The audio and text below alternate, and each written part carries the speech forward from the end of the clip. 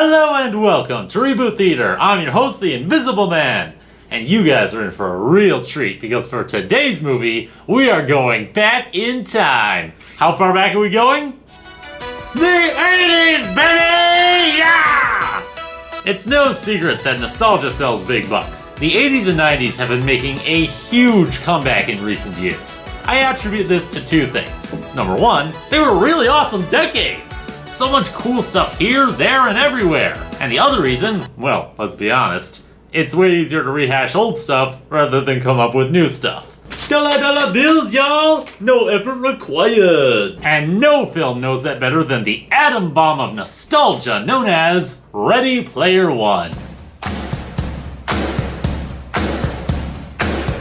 Based on the book of the same name, Ready Player One depicts an accurate view of the world at large. It holds a mirror up to society, showing people how obsessed they all are with technology, to the point where their entire lives only exist in the virtual world. Sound familiar? So, why are we all doomed as a species? Let's find out. Right off the bat, the movie blasts some serious nostalgia at you. Besides the ET logo. Is that Van Halen I hear? Oh yeah! Set in the year 2045, the story follows Wade Watts, a kid living in the internet, Columbus, Ohio. Well, actually, he does kind of live in the internet, as does everyone else. Except for eating, sleeping, and bathroom breaks, whatever people want to do, they do it in the Oasis. And if you're wondering how we can still afford to buy food, even though none of us have jobs, movie! These days, reality is a bummer.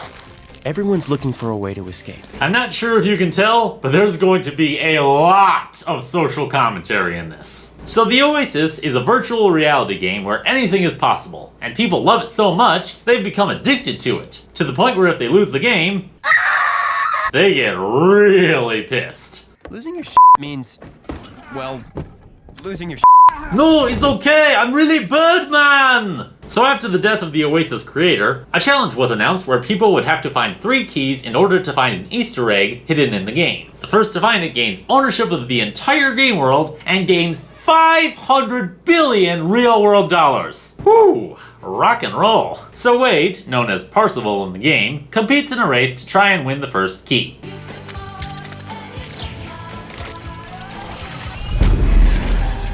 Okay, so, all kinds of nostalgia here. Back to the Future, Jurassic Park, King Kong, Batman. It's kind of hard to find something you don't recognize. Can I just take a moment to say, how sweet would this game be? I mean, I know tons of people that would pay top dollar for a game this immersive and action-packed. Somebody get on that! This is how arcades can make a comeback! Unfortunately, every player fails the race, just like everyone else before them has in the last 5 years. In the aftermath, he meets a lady gamer named Artemis, who partakes in geek foreplay with him. Some people can read War and Peace and come away thinking it's a simple adventure story. Others can read the ingredients on the back of a chewing gum wrapper and unlock the secrets of the universe. Lex Luthor. Cool. Huzzah! Your level's up! After this, he returns to his poor apartment and deals with his aunt's abusive boyfriend. I zeroed out because of your broke-ass gloves. Who told you to use them? You took hers. Now, here's something interesting. In the game world, Wade is super confident, since he knows there are no real consequences. If things get dicey, he just take off the headset and get out. But when facing Captain Douchebag in the real world, he's terrified of what he might do to him. Symbolism of how people act one way online, but another way in real life. The next day, Wade gets a new idea. Why can't we go backwards really fast? Fast as we can.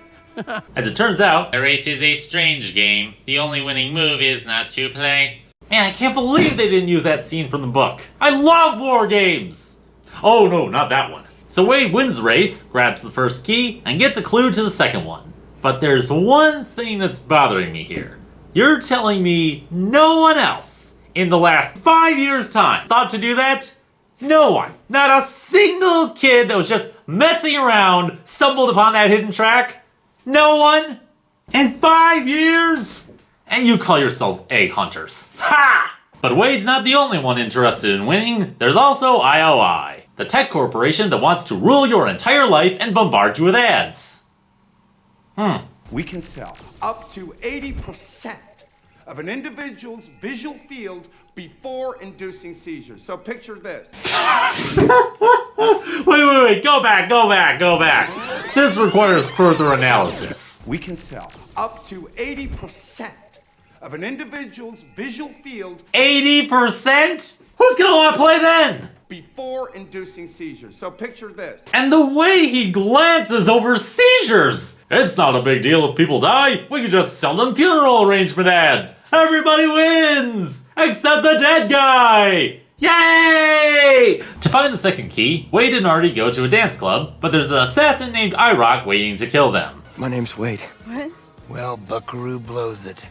Shocking. And we get even more commentary about pseudonymity online. Even though all he gave was his first name, IROC was able to cross-reference that with his recent purchase history and find out his legal name and address. Then the corporate overlord offers Wade money and power to give up the Easter egg and come work for evil Google. Wade turns him down, and corporate man decides he's a liability. With all that's going on in the world, you really think that anyone's gonna give a damn about an explosion in some ghetto trash rat farm in Columbus? So Captain Overlord prepares to blow up his home. Wade tries to call his aunt to warn her, but...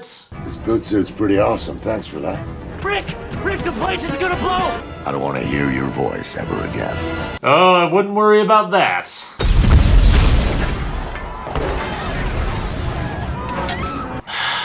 You know, it's usually really satisfying when the douchebag dies, but in this case, I don't know, it just feels like overkill. Sure, he wasn't the nicest guy, but did he really deserve to die? So after losing his aunt in the explosion, Wade gets kidnapped by a goon and taken to Artemis. She tells him her real name is Samantha and... Oh, I just figured it out. Well, that was a brief exchange. So in a strange aha moment, Sam realizes the second key lies inside The Shining. And I must admit, this is pretty impressive. A shot-for-shot recreation of the film, complete with a perfectly censored bathtub scene, and all the most memorable scenes from the movie rolled into one sequence. Geico could save you money on car insurance. Sam gets the key, but then gets nabbed in the real world. She gets taken to IOI and forced into slave labor. Meanwhile, Wade and his crew do what they can in the real world to help Sam escape and gather up an army for the last challenge. Activate the Iron Giant. I have been waiting 18 years for an Iron Giant sequel. And all I can say is... yeah! True, he may not have all his cool weapons from the film, but then the fight would have been a whitewash.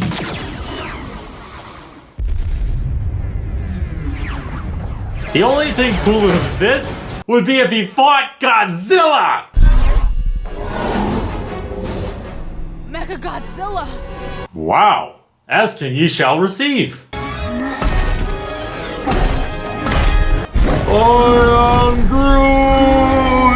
The gang infiltrates the castle to defeat IOI, and the giant sacrifices himself to get the team across. Whoa, he bleeds coins instead of blood! That's pretty creative! Hasta la vista, Superman. If a machine can learn the value of human life, maybe we can too. The final challenge is an Easter egg hidden inside the Atari game Adventure. Wade solves it and gets the literal keys to the kingdom. You now have the power to turn the oasis off forever. Do you understand?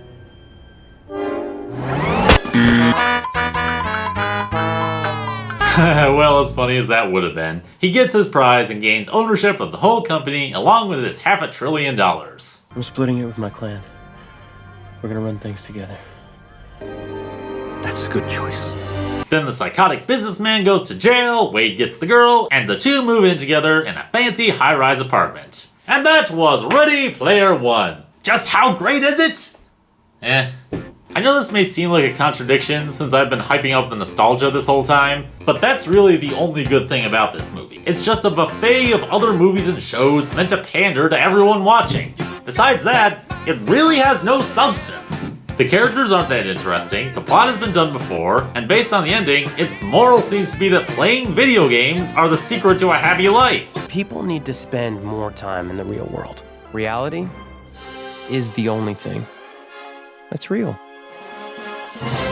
Yeah, tell me more about this reality when you just spent the last 2 hours trying to escape from it! Is it a horrible movie? Well, no. It's not infuriatingly bad, and the nod-offs to over-reliance on technology are noteworthy. But all in all, it's just not that entertaining. Maybe you'll get some enjoyment out of this, but to understand the future, we've all gotta get back to it.